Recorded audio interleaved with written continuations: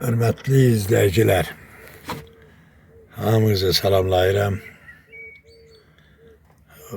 Bu gördüyüm Çayırkovlar şəhərinin deməli magistral yoludur. Bunun bu ağaçların, tut ağaçların dibi ilə vaxtilə Kaş gedirdi, su kanalı gedirdi. Lakin hal-hazırda həmin su kanalları tamamilə dolubdur. Heç bir təşkilat tərəfindən buna baxılmır. Buna baxılmır. Bax, budur. Bu gördüyünüzdə gördüyüm ağlar tutulduğuna göre asfalt qıraqlarında çöküntülər əmələ gəlir. Asfaltın və elə hissələr var, ücə dağılmaq üzrədir. Mən bir neçə dəfə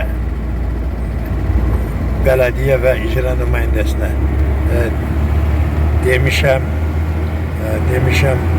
onlar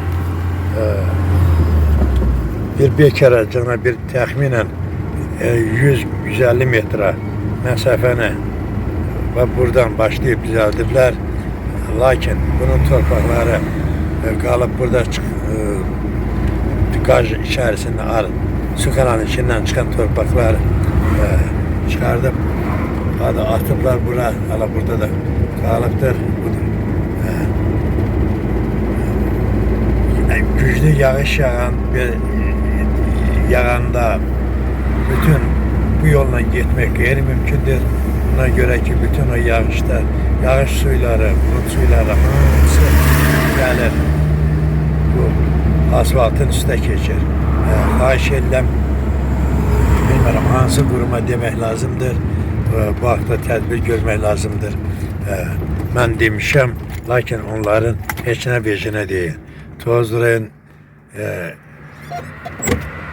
Könüllü Nəzarət İctimai Birliyinin sədri Ramiz Həsənov.